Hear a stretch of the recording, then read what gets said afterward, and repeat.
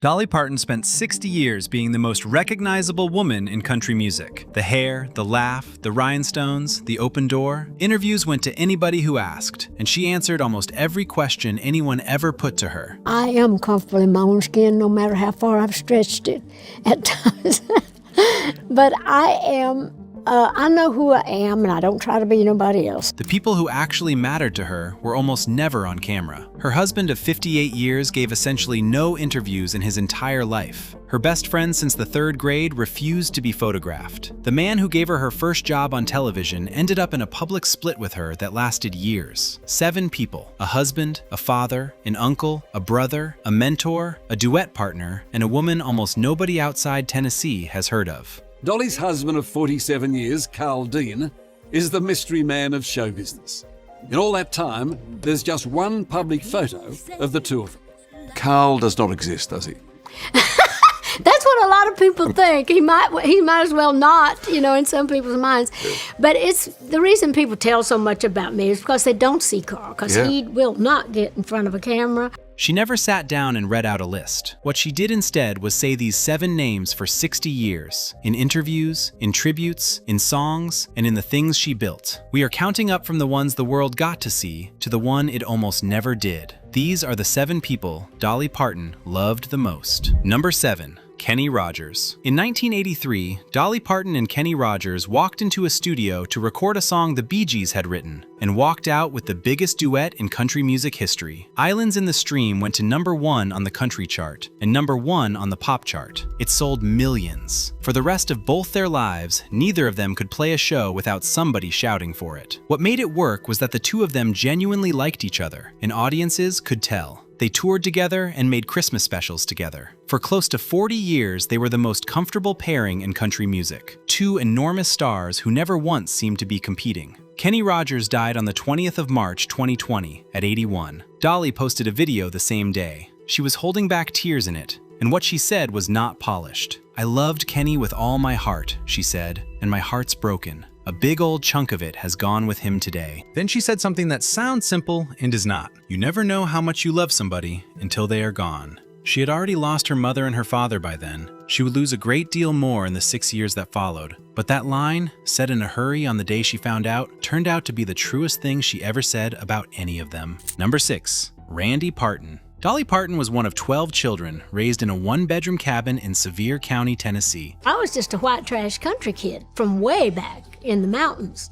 I mean, we were really with no electricity. 6 of her siblings went into music in some form. Only one of them spent decades standing behind her on stage. Randy Parton was 7 years younger than she was. He played guitar and bass in her band for years. He sang with her, and in 1979, the two of them recorded a duet called "Old Flames Can't Hold a Candle to You." It went to number 1. Randy Parton was a working musician with his own recording contract and his own shows, and he chose to spend a large part of his career inside his sister's operation, playing in her band, running attractions at Dollywood, being introduced from her stage as her brother rather than as himself. That is a hard thing for anybody to do, and he did it for 30 years without a public complaint. He died on the 21st of January, 2021. Dolly's tribute was written the way you write about family rather than about a colleague. She wrote that he had sung and played in her band for many years, and that their duet on Old Flames would always be a highlight of her career. Then she mentioned a Christmas song they had recorded together. "He shined on it," she wrote,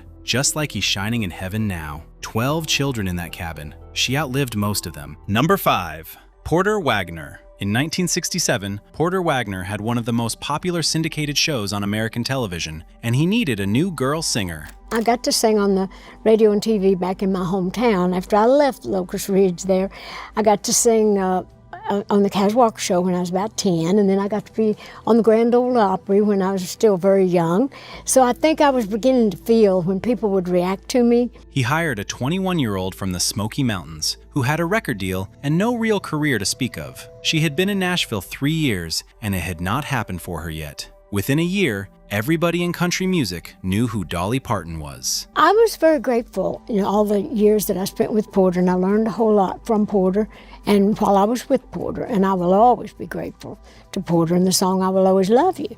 I wrote for Porter when I was leaving, and I will always love Porter and the... That is what Porter Wagoner did for her, and she said so for the rest of her life. She called his mentorship the best break she ever got. Said the two of them were like brother and sister, and said she thanked him every day. When I started working with Porter, he's bullheaded and I'm bullheaded. I'm just a country person. I got a lot of my daddy in me in that respect, too. And I had 6 brothers. I had all these brothers and my uncles that I loved, my grandpas, so I was used to men. I understand the nature of men. I love men. And so I never was intimidated. The fact that someone was a man, you weren't going to bully me. And that's why Porter and I, we went head to head on a lot of things. She also said this: it was a love-hate relationship. We fought like cats and dogs. Because the other half of the story is that Porter Wagoner could not let her go. He had built her in his own mind, and by 1974, she had outgrown the show and everything around it. She was writing songs he could not contain. She wanted a solo career. He did not want to give her one. To Porter in the song, I Will Always Love You. I wrote for Porter when I was leaving, and I will always love Porter and the memories that we made. And so she left, and she left him the strangest goodbye letter in the history of American music. She sat down and wrote a song about walking away from someone she still loved. She brought it to him and played it for him in his office. The song was I Will Always Love You. By her account, Porter Wagoner heard it and broke down. I thought my heart was gonna bust when I first heard it. I just had the radio on, and all of a sudden I just heard that a cappella part. And I was listening. That song went to number 1 in 1974. In 1992, Whitney Houston recorded it for The Bodyguard, and it became one of the best-selling singles ever released anywhere in the world. Dolly Parton said hearing Whitney's version shattered her, and that it pierced her like a knife. I almost wrecked the car. I had to pull over. It was like somebody had just poured hot water on me. It was just the most incredible feeling you can imagine. You can imagine as big as that was and as beautiful as that was. Every version of that song traces back to a 28-year-old woman trying to explain to an angry man why she had to leave. What happened afterwards was uglier than the song makes it sound. Porter Wagoner did not accept the departure gracefully. There were years of legal fighting between them over money and over her contracts, and it played out in public in the trade papers while both of their careers carried on. She had written him the kindest possible goodbye, and it still ended up in front of lawyers, because the thing between them was never simple in either direction. And then, slowly, they fixed it. He called her one of his best friends. She sang with him at his 50th anniversary at the Grand Ole Opry. Porter Wagoner died on the 28th of October, 2007. Dolly was with him near the end. She said afterwards that she forgave him and thanked him. Number 4. Uncle Bill Owens. Every story about a child who becomes a star has an adult in it who noticed first. For Dolly Parton, it was her mother's brother. They would bring me back to do an encore, and I would look at my uncle and think, they liked me, didn't they? And we'd be walking to the car, and he'd say, yeah. And I'd say, one of the times I remember thinking, I might could be a star. And he said, I think you're going to be. That was my Uncle Bill Owens, one of my mother's brothers.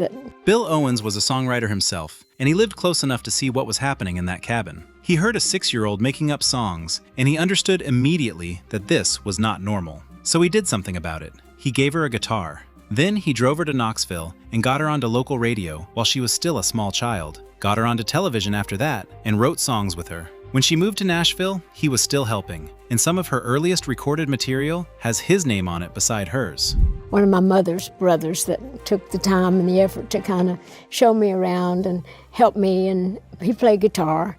Through the years, we wrote many songs together, and he was dear to me. None of that was his job. He was not a manager, and he was not being paid. He was an uncle who thought his niece was going to be somebody, and who spent years of his own life proving it. Bill Owens died on the 7th of April, 2021. At his funeral, Dolly said it plainly, I wouldn't be here if he hadn't been there. She said he took her to all the local shows and got her her first job. She said she owed Uncle Billy an awful lot. I wouldn't be here if you hadn't been there. I'm talking to my Uncle Bill, I'm talking to my parents, I'm talking to my family, I'm talking to Sandy Gallen, I'm talking to God, first of all, and it's like, I'm just saying, like all the people that are in there without Judy, without Carl, I wouldn't be here if you hadn't been there. And the fans. What she thought she actually owed him was something else. The greatest thing he ever did for me was help me see my dreams come true. and for that, I will be forever grateful. He never became famous himself. He watched her do it instead, for 60 years, from close enough to see it happen. Number 3. Robert Lee Parton. Dolly Parton's father was a tobacco farmer in Sevier County who raised 12 children on almost nothing. I think I got my work ethic from my daddy. It wasn't just about show business. You have to apply good work ethic to anything that you do. And I think I got that from my dad. And so my daddy worked hard his whole life. He had to. But Daddy, I've often talked about the fact that he couldn't read and write, but he was so smart. And he was such a hard worker. He also could not read. That is the fact at the center of this entry. And for most of her career, she did not talk about it much. What she did instead was build something. Because I created the Imagination Library as a tribute to my daddy. Now, he was one of the wisest men I've ever known, but I knew in my heart this inability to read probably kept him from seeing all his dreams come true. In 1995, Dolly Parton started the Imagination Library. The idea was simple to the point of being obvious. Every month, a free book, mailed to a child, from birth until they start school. No income test, no application beyond signing up. In the beginning, my hope was just simply to inspire the children in my home county. But here we are today, an international program that gives a book each month to millions of children. It began in Sevier County, the place she came from. It has since sent many millions of books to children across several countries. When people asked her why, she gave the same answer every time. He was one of the wisest men I've ever known, she said of her father. But I knew in my heart his inability to read probably kept him from seeing all his dreams come true. Then this. I created the Imagination Library as a tribute to my daddy. Now, before he passed away, my daddy told me the Imagination Library was probably the most important thing that I had ever done. That's saying a lot. And I can't tell you how much that means to me. Robert Parton lived long enough to see it working. He died in 2000, 5 years after it started. And before he went, he told her it was probably the most important thing she had ever done. The children in Sevier County who got those first books called her the Book Lady. Her father heard them do it. And my mother's people were all very musical and very creative. And creative people don't usually like to work that hard at anything other than their craft, their art. But I think that I got a really great spiritual base and creative base from my mother and my mother's people. And I got that hard willingness and responsibility from my dad. So I think I got a good combination. Her mother was doing the same thing from the other side of that cabin. Dolly's mother, Avie Lee, raised 12 children in a house with 1 bedroom. She had almost nothing to work with, and what she did instead was make things. She sewed and she crocheted, and she made her daughter's first dolls out of whatever was to hand. And one winter, she took a pile of rags somebody had given the family and stitched them into a coat for her daughter, because there was no money for a coat. Dolly wore it to school, and the other children laughed at her. Years later, she turned that into Coat of Many Colors, which became one of the most recorded songs of her career, and the one she said repeatedly was her own favorite of everything she ever wrote. Ahead of Jolene, ahead of I Will Always Love You, the one about her mother making something out of rags. Avie Lee Parton died in 2003, 3 years after her husband. Between them, those two people gave a girl in a 1-bedroom cabin a guitar's worth of nothing, and she turned it into all of this. Number 2. Judy Ogle. In the 3rd grade, in a schoolroom in Sevier County, Tennessee, Dolly Parton met a girl named Judy Ogle. And the same with my best friend Judy, how I portrayed her and how people can see what our relationship is. Because all through the years, when you've had a best friend for 70 years and a husband for 60, a very loyal, devoted person. They were friends for the next 70 years. They met around 1954. Judy Ogle was there before Nashville, before Porter Wagoner, before the Whigs, before any of it. She was there through every single year of the most famous career in country music, and she stayed almost completely invisible while doing it. Judy worked for Dolly for decades, handling the practical business of a life that had become enormous. She traveled with her, and she was backstage at the shows. Judy was in the room for most of it, and she would not be photographed, and she gave no interviews. For decades, the tabloids had a theory about that. They said the two women were lovers, and they printed it repeatedly, for years. Dolly's answer was never angry. She just kept saying the same thing. Judy and I have been best friends since we were in the 3rd and 4th grade, she said. I love her as much as I love anybody in the whole world, but we're not romantically involved. They loved each other like sisters, she said, and that was the answer she gave every time she was asked, for about 40 years. In 2021, she posted something that went further than a denial. "I've always had a little bit of Tennessee with me at every point in my career," she wrote, "thanks to my best friend, Judy Ogle. I can't imagine my life without her. Every point in my career. 70 years of one friendship, running underneath everything else in this video." Dolly Parton met roughly everybody. Presidents, Beatles, every star of the last 60 years. She could have surrounded herself with any of them. And for a while, professionally, she did. The person she actually kept was a woman she met when they were both 8 years old, in a schoolroom in a county with almost nothing in it, before either of them had any idea what the other one was going to become. First time I ever hit that stage in front of an audience and had a real microphone that made real noise, that I could hear my voice amplified and there were people responding, it was like a drug. It just shot right into my soul, and it's the way it's been ever since. Judy Ogle knew Dolly Parton before Dolly Parton existed. She knew the girl the character was built on top of. And for 70 years, she was the one person in the room who had no reason to be impressed by any of it. That is probably why it lasted. Judy Ogle is still alive.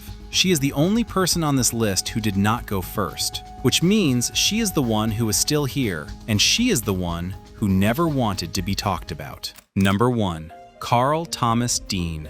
Dolly Parton moved to Nashville in 1964, the day after she graduated from high school.